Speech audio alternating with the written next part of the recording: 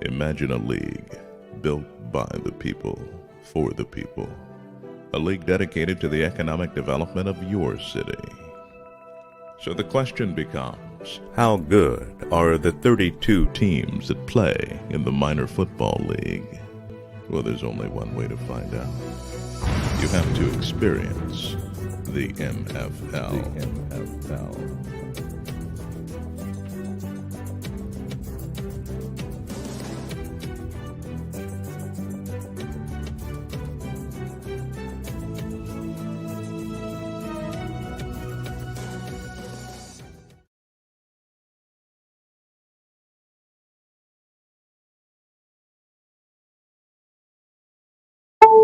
Welcome to another edition of Inside the MFL. I'm your host, Dr. Richard D. Myles Sr., CEO, Chairman, and Founder of the Minor Football League. I want everybody to know it's a great Wednesday. Thank you for getting out and vote. It was very important that we got out and vote, and y'all showed up and showed out. And I am delighted that we had an opportunity to exercise our First Amendment and to vote. So I just want to say thank y'all for everybody that voted. The ones that did not vote, you're going to understand the significance of your vote. Secondly, I want everybody to make sure that you understand this COVID-19 is real. Please wear your face masks. Wear your face masks. I always have mine. I would have it on there. But I don't want nobody to think that I'm a bank robber or something. But I'm definitely excited about today's show. I want to welcome my guests. Of course, I have Keith Jones here from DKN Sports. Also, I have my co-host, Robert Gatewood, director of our business. And then we have our GM here. David, you there? Yeah. Oh, man. We got all of them here. How you doing today, gentlemen? First of all, let me do this wellness check. How everybody doing? How you feeling? If everybody doing okay? Doing great. Yes, sir. Okay, great. Look, he, Robert, you see him boasting up there, Dave. You got to watch Dave now. You got to watch him out there in Texas there. You know, he Way down in Texas, huh? he just, he's Got the eye on him. Got the eye on him. got the eye on him. You know, we're good with barbecue and just football. That's it. Oh, there you go. We hear that all the time. But I also want to thank my special guest, Keith Jones, that will be the Minor Football League coming up. Soon we can get this deal done with him. He's playing hardball, but the MFL, I get what we want. He know that. I'm Robert. We get what we want. Yes, I want to say, how you doing, Keith? Very good, Doc. Thanks for asking. And I want to know how good these 32 teams in the MFL really are. So, well, you had a little bit of that when we met a long time ago. You was kind of bewildered, wondering just really, and we still here. We still here. 25 years, and we still here. The XFL, the Alliance Football League, they come and go, but the MFL is still here. I think we like a bad habit. We just hang around. We still here. It's like that old. It's like that old tortoise in the hair race. That old rabbit was just running and run out of steam. But that old tortoise just kept going, man. Just kept going, and that's the MFL. It just keeps on going. So that durability is just one of the hallmarks of the MFL. So. I'm telling you, it's an excellent time to be in the MFL. I'm telling you.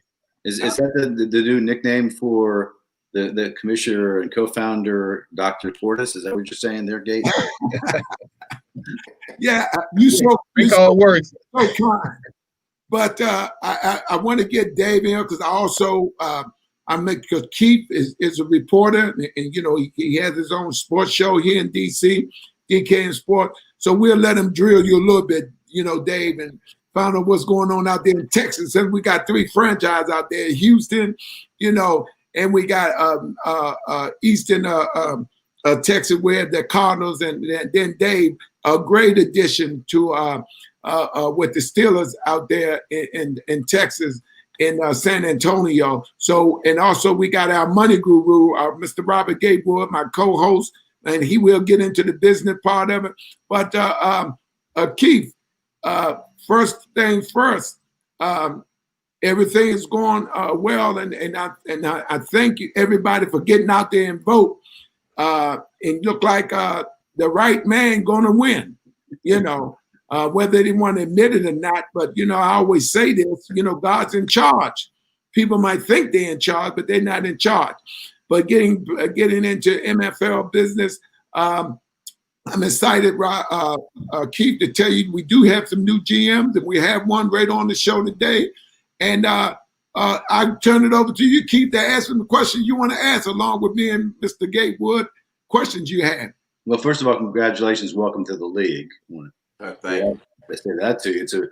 It's a big step that you took. And San Antonio is definitely an underserved market. Myles and I've talked about that previously. We told me he was looking to get into San Antonio. I said, wow, that's a very underserved market. Obviously, the Spurs play there in the NBA, but that is about it. And even though it's a very unique city and football is maybe not first nature to that particular city, it's still a big move. And I think that you'll probably find quite a bit of success. And you're going to certainly open some eyes and probably some ears where you're down there starting it off. David, you want to tell me about things going down there thus far? Well, you know what? San Antonio has been underserved for many, many years. For the last millennia, last few decades, we never had a D1 football team in the city.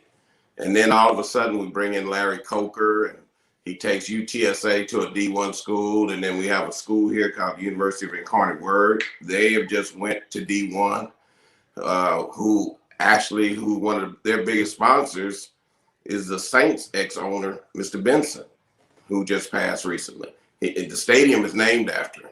So, and there has been tons of NFL players that have come through these doors and through this city, and everything just kind of bypassed San Antonio. And now San Antonio is one of the hottest growing cities, if not only in Texas, but in the nation. There's so many people moving here, specifically from the Los Angeles area, the California area. A lot of people are moving here. So, and one of the things that we've always been a staple of and always have had is great football, from junior peewees up to high school and now college. And I tell you, San Antonio is a growing market.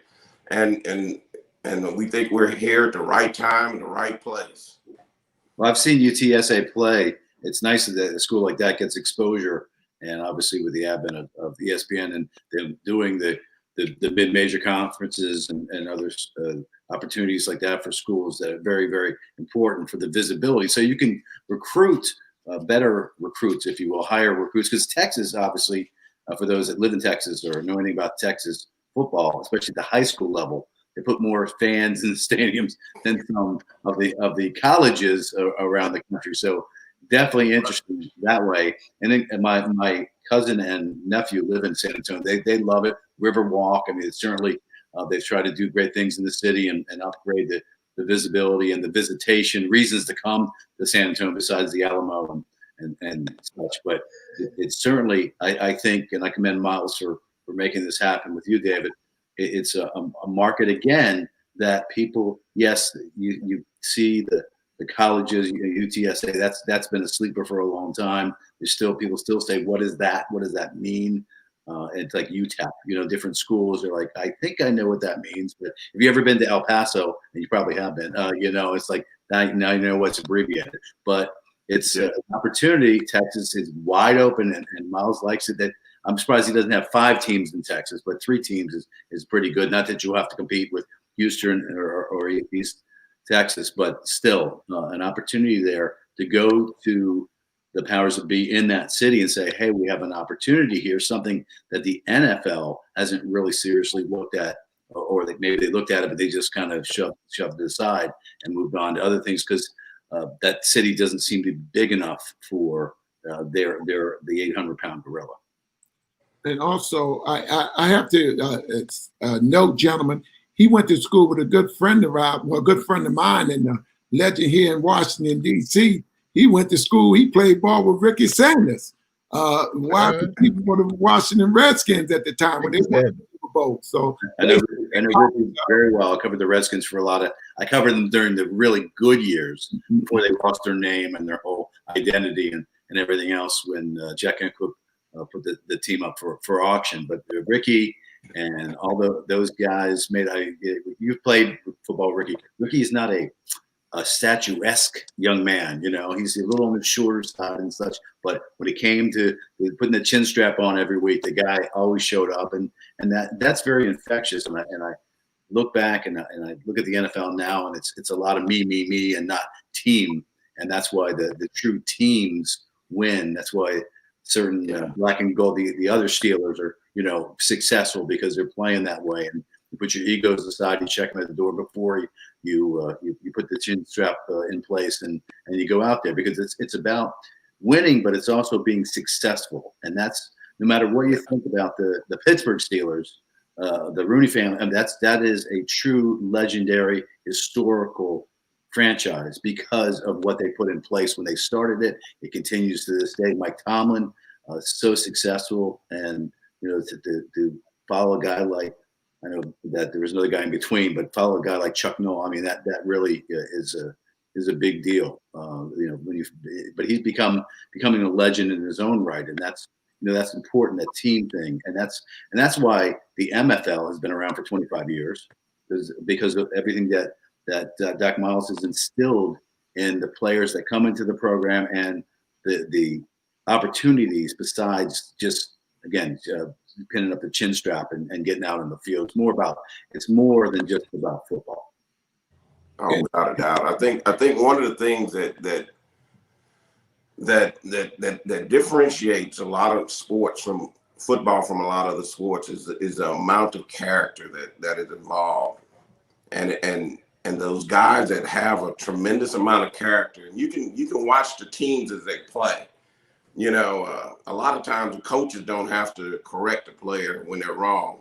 It's usually the players. And those are the teams that, when the Ravens, the safety, Reed, Lewis, with those guys. The same thing with the Steelers when they were great, the Lambert and Joe Green and those guys.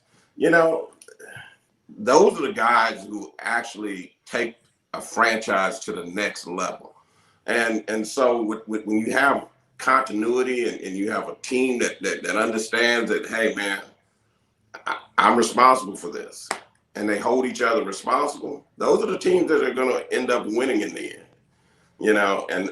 And I tell you what, I think that with the MFL, with the ability that it has, there are so many athletes, and I'm probably preaching to the choir here, but I'm sure there's tons of athletes in states like Texas, Florida, Louisiana, Georgia, that could probably make an NFL roster. They just don't have the opportunity. And I think that this opens the doors wide for a lot of kids. We've got two kids. I know two kids that are Army Bowl All-Americans that are sitting here, that are just sitting here. And I know one of them for a fact should be in the NFL, without a doubt. And I think it allows some of these kids to get opportunities that otherwise they wouldn't get. And that's what the NFL is about, the laboratory of change. And we always say it's not that you're not good enough to play in the NFL, it's not enough room. And that the MFL provides an opportunity you don't generally find outside of college or professional football. But before we dive more into this football aspect of it, we got to bring our guru in and talk about the economic development that it's going to bring to Texas as well. Robert?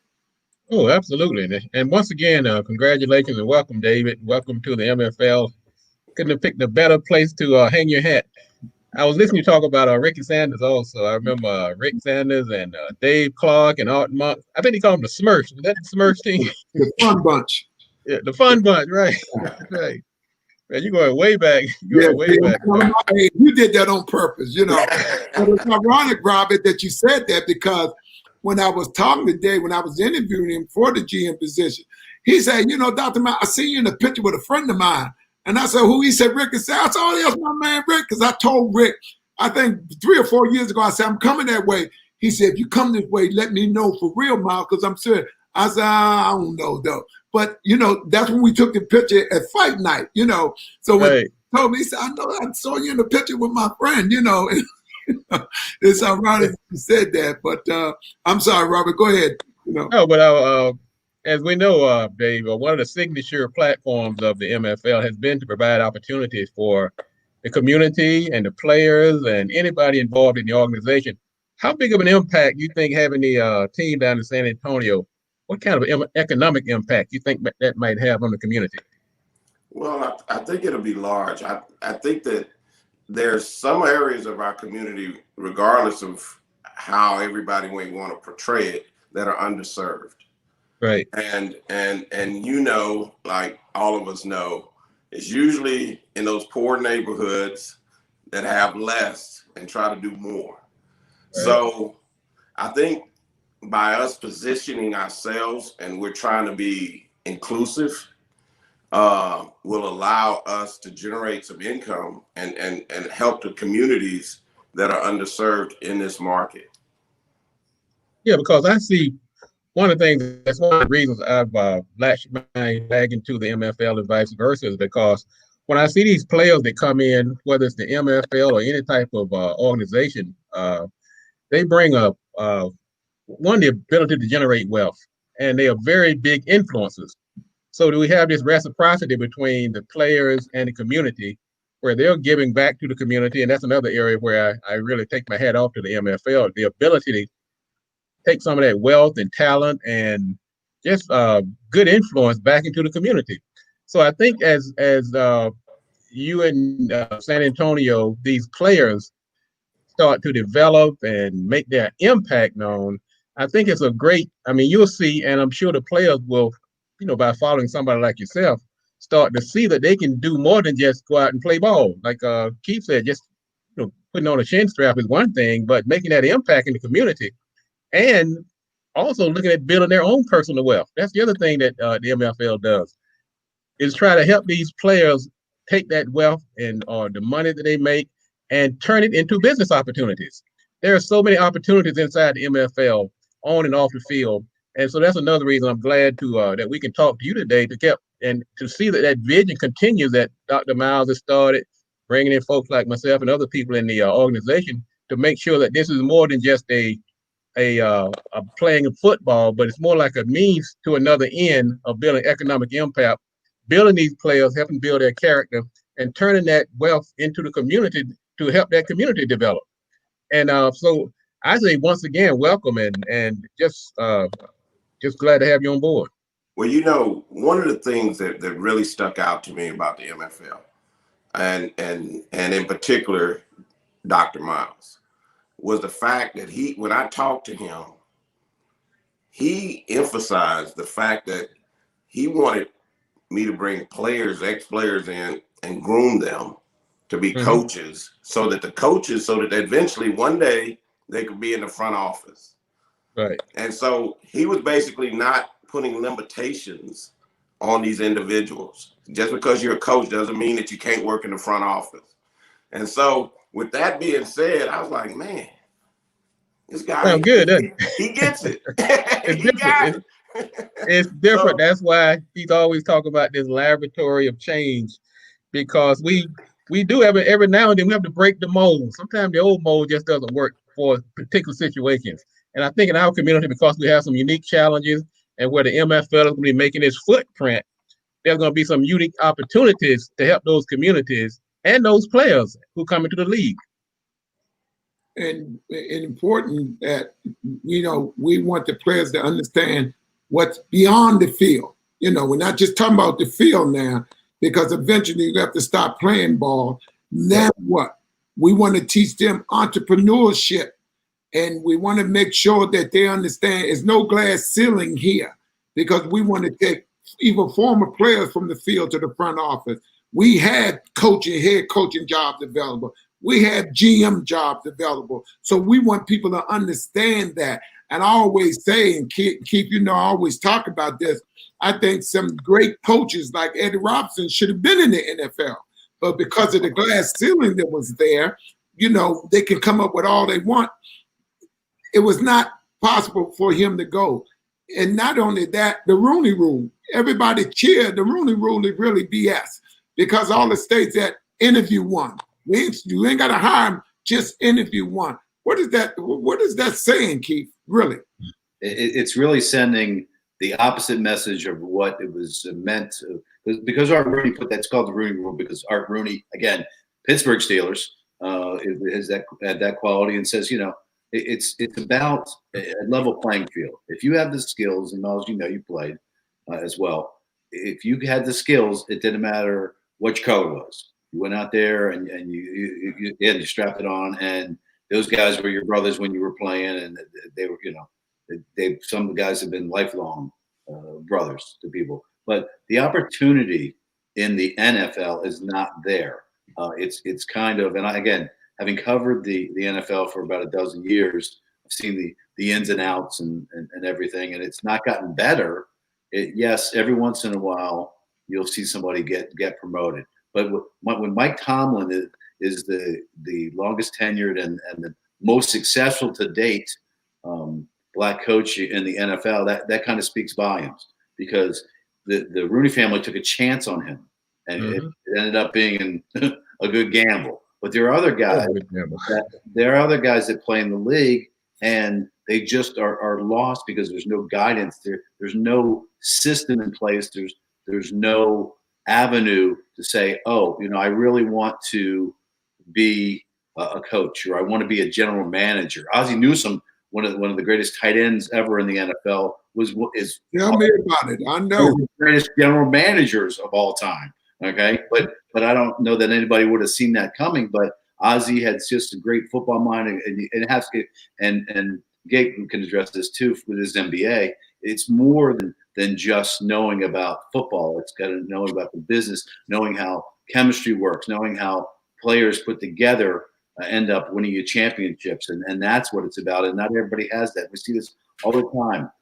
I got to know Marty Herney, who was the general manager down in Charlotte back when he was covering the Washington Redskins at the same time I was, and he and Bobby Beathard developed a friendship, and then Bobby took him under his wing. Bobby Beathard, one of the greatest general managers of all time, finally getting some due that way. It takes a certain person, a special person, to have all that in front of them to be able to put teams together, because players are individuals, but you need to play as a team to be successful as a team, and that gets lost a lot of times. So the credit to Myles for developing the MFL to develop players to be more than just that on the field, because that time is limited.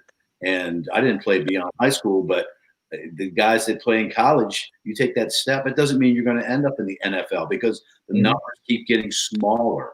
When a team like Alabama carries 120 players, how many players are actually on the field? How many players are getting time? It could all be 3 stars, 4 stars, 5 stars. But if you're not on the field, you're not being seen. You go to a place like UTSA, and you're going to get more playing time. It's what I tell players all the time that ask me about the opportunity. I say, you need to go to where you will get your reps, where you get the opportunity to play, because nowadays with cable television and the coverage and all the different leagues getting more airtime, you're seen. I mean, to think back that perhaps the greatest receiver of all time in the NFL came out of HBCU and didn't have that opportunity. I mean, Jerry Rice, you didn't know about Jerry Rice unless you saw the film. But nowadays, you can go to play at Howard, or you can go and play at smaller schools like UTSA and get some visibility. One of the top 20 ranked teams now is Coastal Carolina. I don't know where that is, because it's a great golf mecca down in Myrtle Beach. But until my nephew went there for about a year and a day, Coastal Carolina, I had no idea. I said to my brother, "You sent your son down to spring break. What are you doing?" Because it's right there on the beach. It's beautiful. But that program has been developed. They're undefeated at this point, and they're in the top 20. Now, again, some people say maybe they shouldn't be there, but you know what? When you're undefeated, I think you deserve to be there. So they've proven it, and that's to my point with the MFL. To be seen, to get the opportunity, to get the reps, whether it's on the field or in the front office or whatever it is you want to do, because the NFL does not provide that. They have these seminars and different things for the guys that come into the league, because these guys come in the league making millions of dollars, having never had money before, and then don't know what to do with it. And oh, by the way, let me buy 3 cars and 2 houses. That is not good business, you know. But what Myles has put in place, and now 25 years later, still continuing, there's a reason that the MFL is still around 25 years later. It's because of what it does, how it develops the character, and how it develops the person that initially goes on the field. And I'm glad you said it, Keith. We have to understand that the economic development part of it, as you're saying, Robert, anybody do business with the MFL, you're going to make money. We need hotels to stay in. We shouldn't have any problem with hotel sponsoring us, because why? You got 5 teams coming in there, David. You got 5 teams. They're going to stay somewhere. Okay, we got to form the lounge for lodging and a meal, just like buses. Bus company would be crazy not to be a sponsor, because what? We're taking 5 road trips, right? So these are the types of things that we're doing. We're doing economic development, jobs where there are no jobs, and then during the summer. And I make sure everybody understand that we don't forget, we touch all bases. We just like our programs, working with at-risk youth, no thugs, no drugs, early youth offenders program, conflict resolution. These are types of programs that we have our players, along with our dance team, doing 100 hours of community service, because we don't want the kids to come see us on Saturday night. We want them to see us in the community. Oh, he's the GM of the MFL, Steelers. Now, they know you, they see you, they can talk to you, they can relate to you. These are the type of things that the other league don't do, because you see the guy on Sunday, you don't see him no more, Keith. And as you know, Robert, that element is in terms of what we want to do as far as economic development. I'll let you expand on a little more, Robert. That's what's important to the MFL. Well, that's exactly right. And I think we have to put it in context also with what's happening around the country. We're seeing, we're still in the midst of a pandemic. We're seeing jobs that are just being siphoned off. Companies are closing. I mean, even these big white-collar companies like Schwab, they're starting to lay off people. It used to just be the frontline workers who are being laid off, but now we're seeing people in the ivory tower starting to take the hit as well. What that means, in light of this pandemic and some of the things that are happening, we have to start training our people to be business owners where they can take control of their own destiny. And we have to look at things like supply chain economics. We have to look at things like stakeholder development. And so when we look at what's happening, Dave's team down in San Antonio and the other leagues around the country, it's part of our responsibility to help develop these young people, so that when this pandemic continues to wreak havoc across the country, that they're better prepared. And once again, the MFL is proud to take a leadership role in preparing people to weather these types of storms and to pass this information down into the community and have a large reach, so that when these young people leave the league, they're not just out here going to a job where they're going to be laid off in 5 weeks, last hired, first fired. We want, as the league, to help them develop skills off the field that can help them build an economic pathway to success once their playing days are over. And that's once again why the MFL is the laboratory of change. And Dave, I could not pick a better person. We only interviewed 10 guys, but after speaking with this young man, and the MFL is the laboratory of change. It's just like a lot of people understand. We have a young man who went to Georgetown grad school for sports management. He's now the GM of the Maryland Colts. So see, that's what the MFL think. This guy got a great job in corporate America now. But he said to me, I went to school for sportsman. I used to tell people I'm gonna be a GM one day. And we did. I don't know if you've seen it, Keith. I think I sent the big write-up we had in the paper about the kid. And it's not because he deserved it.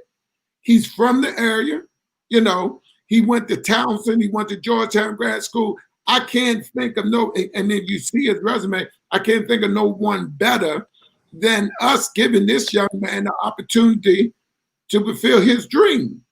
And not just because he's young, because he qualified. You know what I mean? Yeah. And this what make the MFL so unique. We are the laboratory of change. We want to bring former players, and we want to bring people to the front office. We want women. We have a woman, new woman owner down in Fort Lauderdale. I had my eyes on that too. Now we there, Keith. We down in Fort Lauderdale. Now most people, what is that, laid back area? No, Fort Lauderdale's a gold mine down there. So the MFL, what we do, and as Mr. Gatewood will tell you, when we do feasibility study, we ain't just looking and just looking. We looking at what would be the biggest impact. When you say, Robert? Absolutely. That's business development 101. Location, location, location. And so when we're looking at where we're going to place these teams, it's not just like pulling, you don't pull a name out of a hat. You have to actually go in and look at the place, and you have to look at the person who's actually going to be leading that team. What type of person they are, what type of character they are, what are their raison d'etre, their reasons for being. And so it's not, there is a method to the madness, and that's why the MFL is building this solid foundation. That's for instance, like going to Africa. MFL there is a strategy of this expansion, and it's not just a sports franchise strategy, it's an economic strategy as well. And also I want to say, we got some folks tuning in on Facebook who are shouting out. We have Chuck Barlow. He's saying hello to the guys. Down in Atlanta. Down in Atlanta, that's right. And James Moreland, Coach Moreland, so he's tuning in, saying hello. Yeah. And Chris Morant. So the people are tuning in, listening from all over the world to the MFL radio show. Because they're learning stuff. That's why. I mean, what's interesting, what's always intrigued me, besides Doc, because he's always interesting when you get to know him. But this whole thing set up, we sit there saying, now this guy that came out of Georgetown with his master's really wanted to be a general manager. He could probably call all the teams in the NFL, and they might take him as an intern, maybe, if he's lucky that way. So those opportunities don't exist or didn't exist, and don't on the professional football level until obviously the MFL.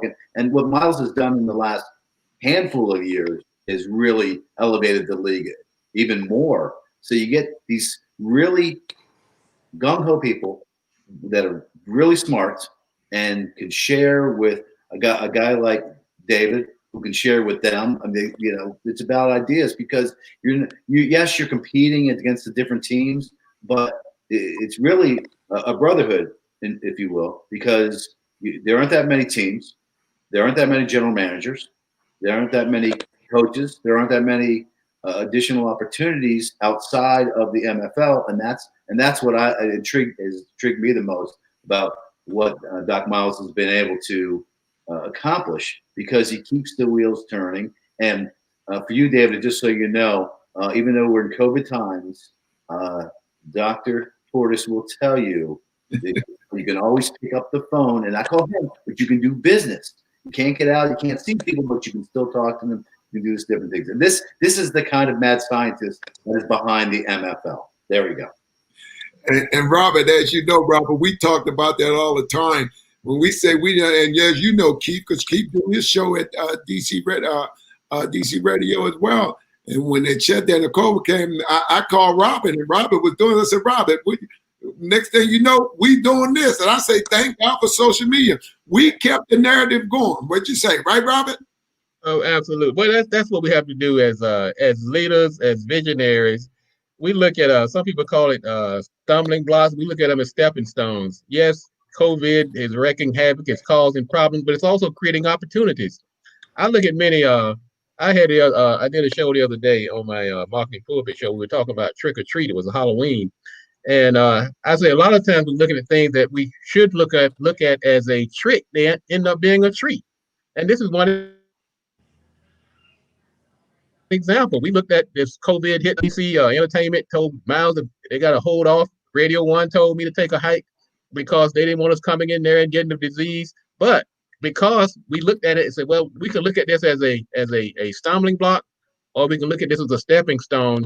And what happened as a result, we have increased our footprint. We actually hitting more people now in all parts of the country because of this new approach that we've taken. And that's some of the things that we like to bring and share to all of the players, all of the coaches, and anybody in the listening audience. That's why MFL is not just a a football franchise. It's also it's an organization that's willing to share and take this information. We don't want to just walk around and let us keep it to ourselves. We want to share this information with the world, economic information, health information, player information. And so that's why I'm glad that you brought that up, Myles, because yes, we could have closed down shop and said, well, we'll wait for the pandemic to be over. I mean, why would we do that? That's not a smart business owner, if you ask me. I like the fact that other coaches are watching us or paying attention to what we're saying. That to me, it shows the impact that you guys have had in keeping the MFL out in front of people and continuing to do business and really enlightening people, because it is the whole thing is about enlightenment. Really, it's like, oh, I didn't know I could get this opportunity. Wait, I can do something after I finish playing professionally.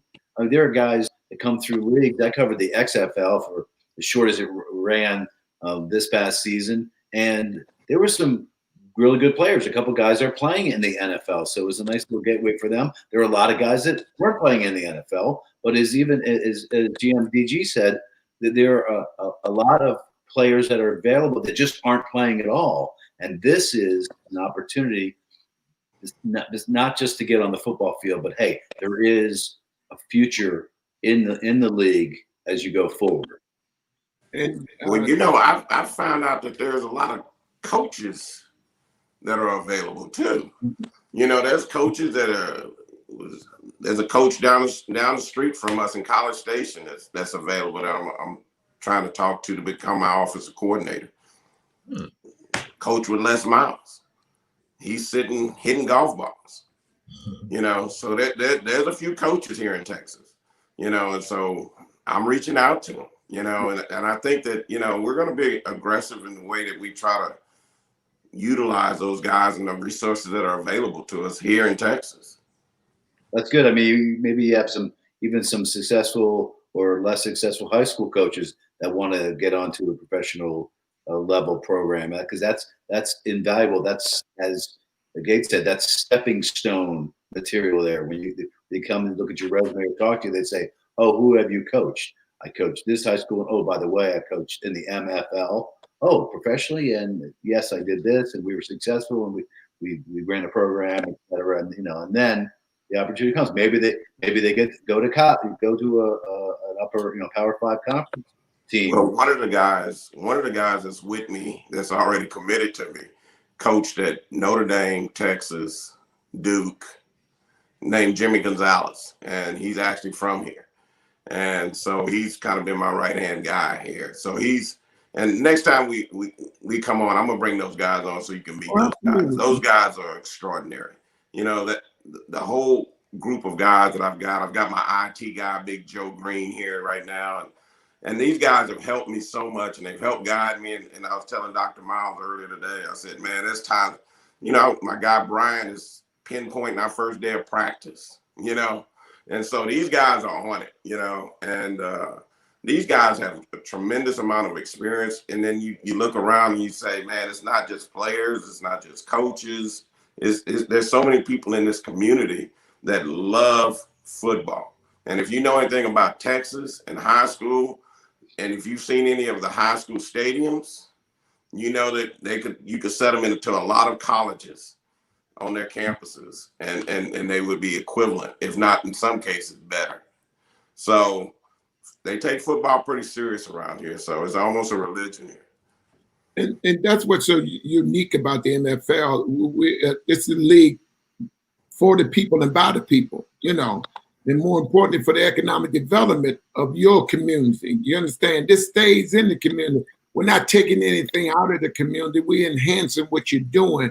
And we know football is a universal thing. And as I stated earlier, a lot of guys that gonna come to you, they want to do intern coaches. The college, high school guys gonna say, hey, can we come in because we playing at a time that they're not? You know what I mean? We playing at a time with nothing going on, but when we stop, then boys club, high school, but I don't know about Texas. It seems like they play a year round out there, but we an opportunity for people to really get into a league that's a professional league. And as Robert stated earlier, feasibility study is real. I flew down to when I went down to Florida. When I went down there, it was so funny. Tallahassee, we went down there, and all these people was at the. I was getting calls, and they said, "This the MFL." I said, "The MFL. Y'all coming to? Y'all really coming down to Tallahassee?" I said, "Yeah." Well, I had something to do, but I'm gonna be at that meeting. I'm like, "Who is this?" So when you get there and you land, when we land, you got all these reporters there. Okay, lights in it. I'm like, well, I guess somebody's coming through here, Keith. And they say, Dr. Myles, and I'm like, So they start asking me all these questions, and it was someone was good, but someone was really, people just trying to just trying to be smart and try to just down stuff that they know. Anything you don't understand, people have a tendency to be afraid of. The reporter asked me, say, well, this is nice, but I've never heard of the MFL. Now, I'm not the one, Keith, right? When she said that. I said, she said, I never heard of the MFL. I said, there's 1 billion people in China, and I guarantee you not one of them ever heard of you. So what does that mean? Nice. Oh, no, she didn't mean it like that. Oh, yes, she did. Because you didn't never heard of it, what are you doing here? I ain't calling no press conference. And I forgot the lawyer name down there. He does all the big cases down there with the shooting. The young boy that got shot down, Trayvon. He let me have the meeting in his office, And all these people was in this meeting, Keith, and I'm like, who are these people? I'm just down here doing feasibility stuff. I didn't get a chance to go nowhere that day. I was in a press conference for almost 8 hours, man. 8 hours. People ask me all the questions like, we just coming down to do a feasibility study. That's what we're doing. Now, a lot of people say they're going to bring franchise down and they're going to do this and that. No, I say, look, do you understand what a feasibility study is? We coming down here and see if it's feasible for us to bring a MFL franchise here. Right. David, just so you're aware, Myles can talk for 8 hours. Oh, no problem. At least. Really, but only 8 hours. Right, at least 8 across the street. Fam, you across the street, right? It's like night and day down there. Fam, you was so rude to me. The head coach told me, well, okay, well, tell him to wait. I got to go pick up somebody. Right? Florida State, well, Dr. Myles, come on to our practice. I want you to come to the ward banquet and everything. It was like night and day. It was like night. I mean, they literally across the road from each other, right, Keith? Yes. I don't know if y'all been in there, am I right? Right across the street from one another. But it's like when you get on that side of the street, it's the whole atmosphere, everything is different, Right. No egos, no nothing. Down there, one guy asked me, if you need offensive coordinator, give me $80,000, I'll be offensive coordinator. Fam, you big stadium, the field is like dirt. You know what I mean? Over Florida State, look like you're in a bowl, man. Look like you're sitting on a rocket ship. That place is huge, big electric scoreboard. Well, this is where y'all are playing. Dr. Myles, if you bring, I'm like, you know what I mean? But it's funny how certain people treat you differently, and I don't know why. And I hate to say if I was the other color, but in all honesty, that's what it is. I just think that, and I'm not talking about, everybody, because over there, Florida State side, they treated me but on that side where I think, and I always tell people, because you're my complexion, I don't make you my kind. Mm-hmm. They was talking to me like, yeah, well, we could, you need a, but I know if I was a Caucasian American, I would not have had that problem. They'd have been laying out, knocking over themselves to make sure they talk or make themselves available for me. And these are the problems I have, which sometimes it's just sad that you have to go to this kind of stuff. You know what I mean, Dave? Oh yeah, no, I see it too sometimes, man. But we say it down here as well. All skin folk ain't kin folk. So So we understand that. But what, and I agree with Mr. Gatewood and Keith was saying, a lot of times there is so much opportunity in adversity that people have a hard time figuring it out. But every opportunity that I've had in my life really has come on the back end of adversity. And because somebody didn't do something, and and I've helped tons of kids. We have an organization down here called Blueprint Sports Foundation, and all we do is help kids get college scholarships. We help them get into school. Right. And because we know that if that one person gets into school, it can change the trajectory of a whole family. And maybe not just for one generation, but probably sometimes several. Because sometimes the kids that we're getting in school already have kids. So, but a lot of people, I think that a lot of people have a closed mind when it comes to opportunities. And that's why, and I don't mean to be belittling anyone, but I think that's why some people just have to go to work sometimes with a name badge on their chest, but because there's a lot of opportunities for individuals, especially like us, to have ownership in different aspects and different businesses, but they just don't. Harriet Tubman said it best. She freed thousands of slaves, and she could have freed 1,000 more if they only knew they were slaves. So sometimes that dynamic gets caught up with some people, and the hardest thing sometimes for people like us, Mr. Myles, sometimes Dr. Myles, is to walk away, and that's the hardest thing sometimes. But I've learned you better walk away sometimes. So why, David, right? Really on the business side, right? Why we're not understanding that the pathway is to ownership now. We can't keep depending on somebody else's job. You don't know if they're gonna drop dead and hope to bed they don't, or something happen, or they might get in with their girlfriend and might come in and fire you. You know what I mean? But when you own your own business, it's kind of fulfilling to me. And I'm not gonna say it's easy, because if it was easy, everybody'd be doing it. You know what I mean? It was easy. Why is that seem to be an issue with us? You know what, Myles? I did a little research.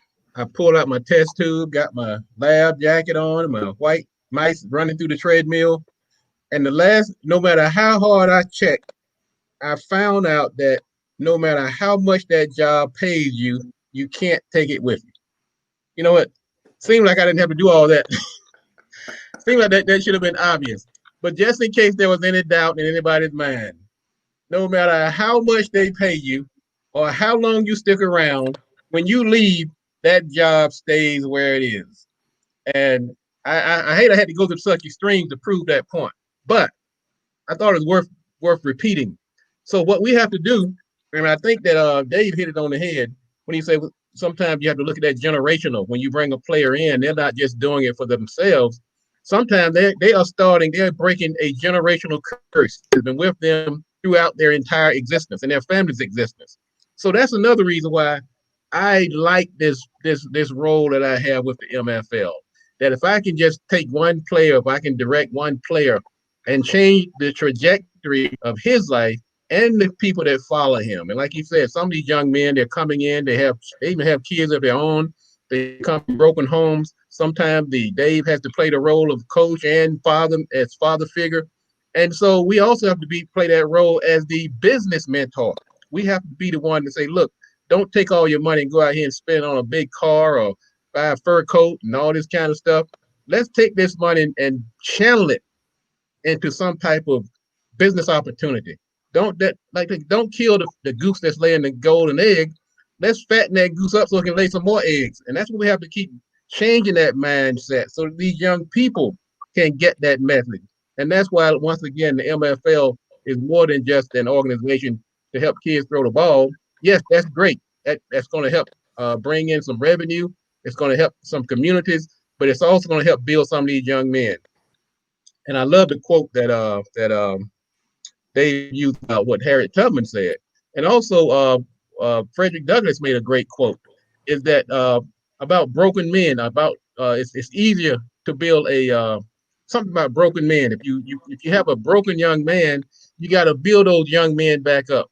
And I think that's another opportunity for the MFL. Some of these young men, when they come into the league, let's turn them into business owners. Let's help them break that generational curse and go out here and do well in the community and build an economic foundation. Well, to David's point, I commend you. You mentioned that Mr. Benson's name was on the stadium down there, all about community. I mean, he kept the Saints in New Orleans when things weren't looking so good, and it really has had a huge impact in that community. But obviously, in the community you're talking about as well, and I commend you on the scholarship thing, because you brought up a very valid point that I think Gate even touched on, and that is you provided that opportunity that they didn't have before, and they didn't even know that they realized that they could have used that opportunity, and to have that ability to go, you break those chains, so to speak, and you allow people to develop into what they didn't realize they could be, because there are a lot of guys that come in and maybe they were a star player in high school, they get to the college level and maybe they're okay, and every time you step up, it's that much more difficult and that much thinner. But if guys knew that, hey, I can get into the general manager opportunity, or I can get on a coaching staff. So many players that think they want to coach. I think of a guy that played for the Redskins named Chris Cooley. Cooley was a decent. He was a solid college player. The Redskins took him. And they didn't utilize him perhaps the best way they could, but he had a decent career, kind of short, but he's always wanted to get into coaching. Well, why can't you give a guy like that an opportunity? Because the answer is there aren't that many opportunities when you're talking about that level. And yes, you can go and you can intern sometimes, because he would have contacts and probably be able to get on to somebody's coaching staff, but he probably wouldn't be paid. And he would be doing some statistics and things, and it takes a long time. Guys that played and got into the coaching ranks, I mean, it's a growth thing, and not everybody has that wherewithal to be able to do that. But there are guys out there that have played at all levels that are interested in coaching or are interested in the front office, and because the opportunity hasn't been put in front of them, they don't know the opportunity is there, and that's what they've been looking for.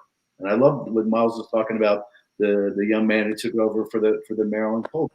That for Myles, and he's a great miner. I mean, this guy goes out. I know he's right there. This guy goes out and he finds these rocks that really, once you get them into the MFL office, you polish them a little bit, you find out there's some gems going on.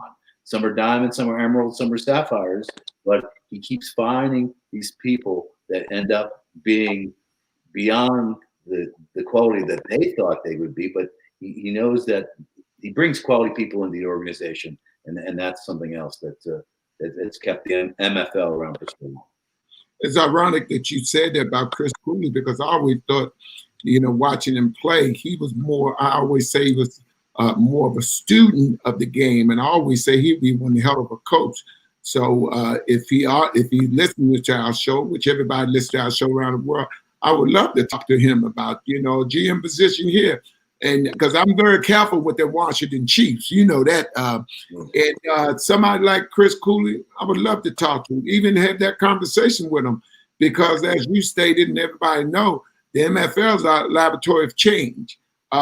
We don't look at color here, We look at the person that best suited for the job and more experience. And I often say to people a lot of times, that guy will be a hell of a coach. I used to always say that to people, and some people listen to me and some did not. But sometimes I tell you another one would be a great coach that does the Washington pregame show. Heck of a linebacker for the Washington team, huh? London Fletcher. You know what I'm talking about? Would be a hell of a coach and wants to coach now. I know. I covered. He was another guy that I covered when the Skins when I covered him.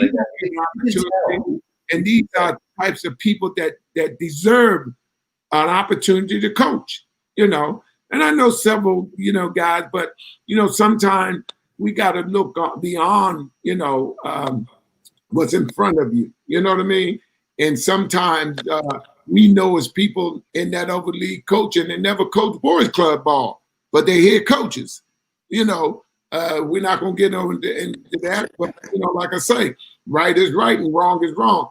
But we're not going to do that. We're going to give people an opportunity that deserving of opportunity.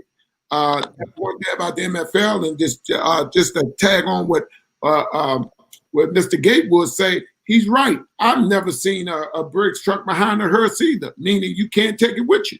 So I believe in generational wealth. I believe in passing it down.